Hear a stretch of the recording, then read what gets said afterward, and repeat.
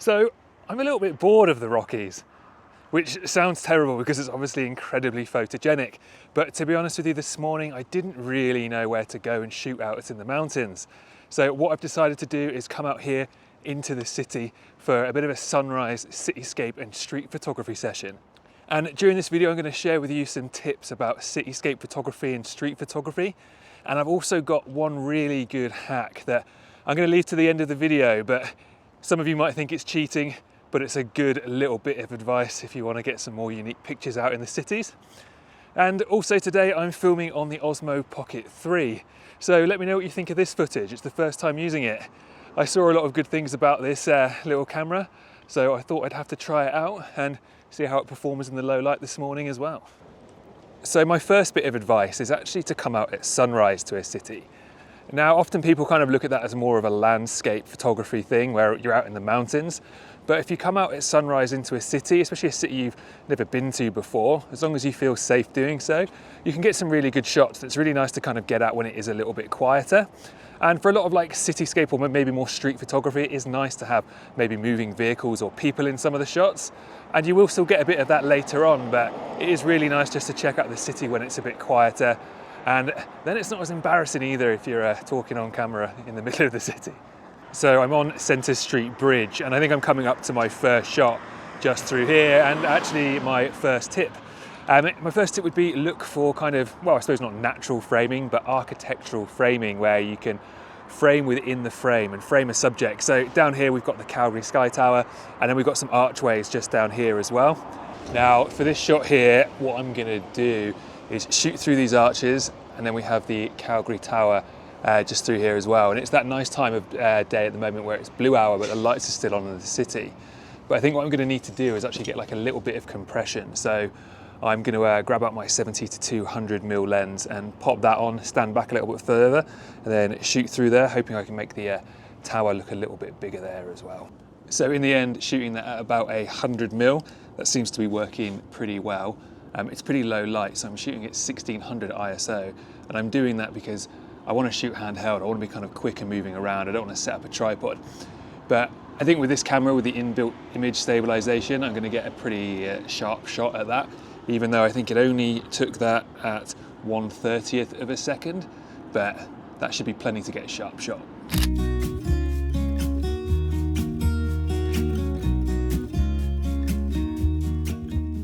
I've actually just walked a little bit further back up the Centre Street Bridge because I think I've got another shot just towards the city here. And what I'm going to do as well, you can see we've got cars and buses kind of coming through. So Sunday morning, so it's not super busy, but there's just enough to get some light streaks. But that's tip number 2. Use the cars and use the people as an advantage to you in street photography or in cityscape photography. A lot of the time in landscape photography, you want to avoid those things like cars and people.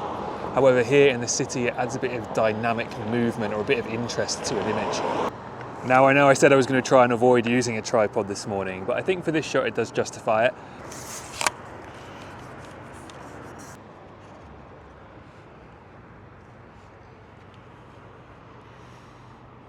So I've set this up pointing down Centre Street towards the city skyline. Put it on a tripod because I do want to get like a maybe 2 or 3 second exposure on this one if I can. Maybe even a little bit longer to get those light streaks going down the road. One big tip for you if you don't already know with this kind of photography is if you've got it on a tripod and you're aiming for light streaks or for long exposures, always put on a 2-second timer. And that way you're getting rid of all the vibrations that you make when you actually touch the camera with your hand. That's going to wobble the tripod and end up in kind of a blurry image. So yeah, always put that timer on for sure. I'll show you kind of the composition that I've got just here as well. So if you can just about see that here, what I'm actually trying to do is make sure I get in both the lions just here on either side of the bridge and hoping for some light streaks going down the middle. I might even take like 2 or 3 images to combine those together for light streaks. But yeah, I've got the 2 lions here, the Calgary Sky Tower in the back. I've actually cut off the top of the buildings because there's not a lot going on in the clouds right now. And to be honest with you, I can't fit the whole image in without getting this kind of horrible kind of traffic light in. So yeah, going for a slightly tighter crop on that, and yeah, hopefully that will turn out all right.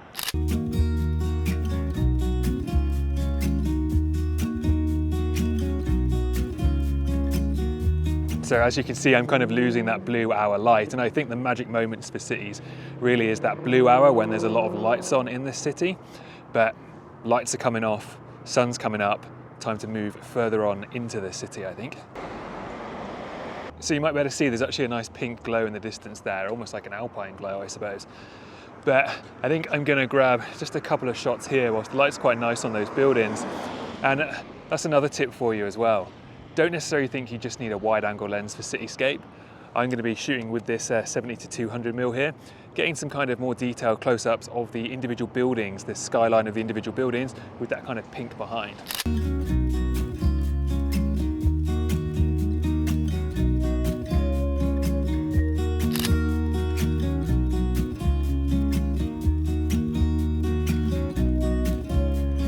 Definitely loving this Osmo Pocket 3 so far today. It's making life loads easier actually. It's really easy to be spontaneous, kind of flip open the screen, start filming, start vlogging. It's a nice wide angle as well to walk with. Yeah, loving it so far. And I love the way it kind of tracks as well. So at the moment it's like tracking my face, keeping me kind of centered in the frame, but you can pop it on the little tripod legs it comes with and then just walk around and talk and do whatever you need to, and it will just kind of track you and follow you around. It's much easier than setting up the kind of microphone and the filming on the R6 and filming myself with that. I think I will still use this though for kind of B-roll and certainly longer shots or kind of shots of the landscape. But I think this is going to be the go-to for vlogging. Hopefully the footage is actually turning out okay.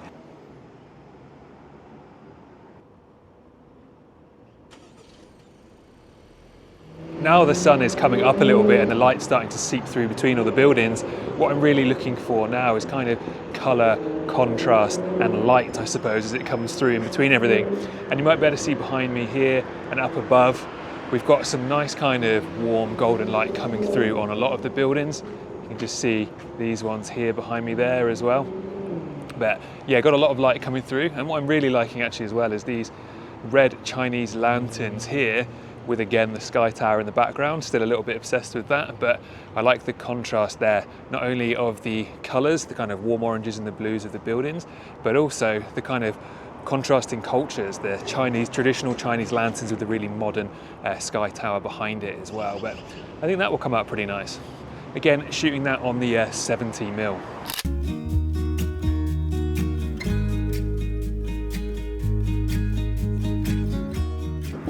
So just I was hoping for this to try and get a bus coming down this street. They're kind of iconic of Calgary, these red buses. So hopefully I can grab this one before it comes past.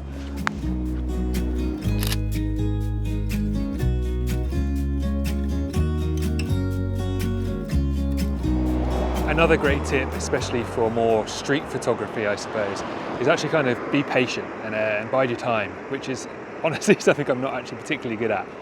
But say I've got a scene in front of me here and there's actually planes that keep flying past the buildings. So I'm going to try and wait and get a shot with the plane exactly where I want it to be. And ideally there's also this little bridge that's got some really nice light in it, and I would love to see someone walk through there, but it's actually a Sunday morning, so the chances of someone walking through that bridge is probably pretty slim. But I'm going to wait here for just maybe like 5-10 minutes and see if I can get a plane kind of coming through in the background near the buildings, and maybe fingers crossed I'll get that person walking through as well.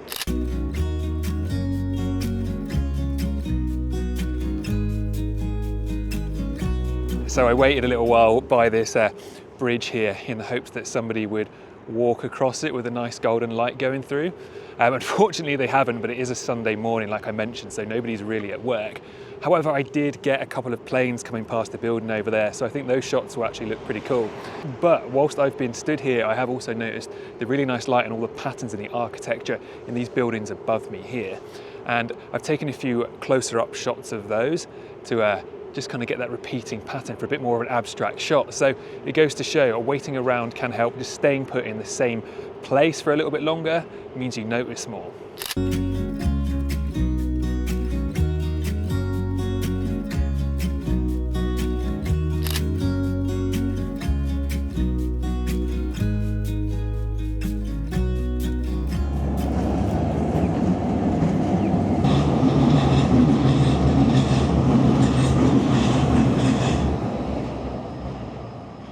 So I just came across this little street here where the light is shining through really nicely.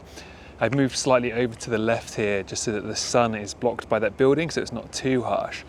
And I actually got pretty lucky. I kind of waited for a little while and there was a lady that walked through the light and kind of had some nice backlight from her hair. And also as well, a couple of birds kind of flew into the corner and the opposing corner, so it balances it really nicely.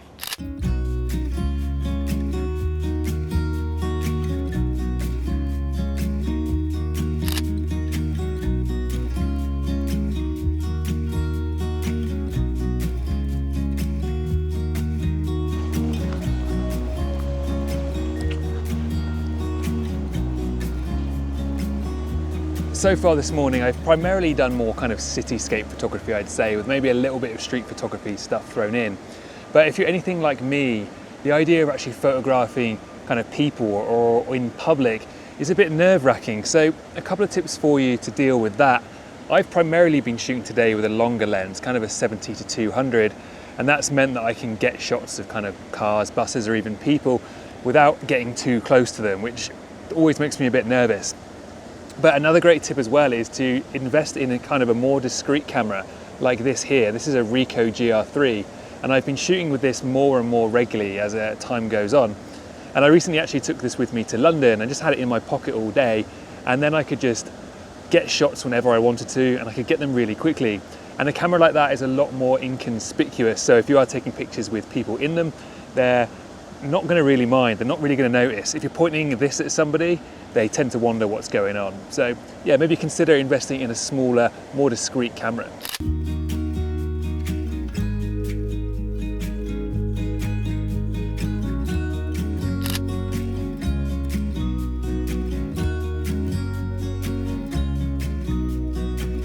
Now, this has to be one of my favorite cityscape hacks. And you might have seen it before where you kind of think to yourself, oh, how lucky was that to get a puddle in the exact right place or to get the ground wet exactly where you needed it. However, I'll let you into a little bit of a secret. Sometimes you have to bring your own reflection with you.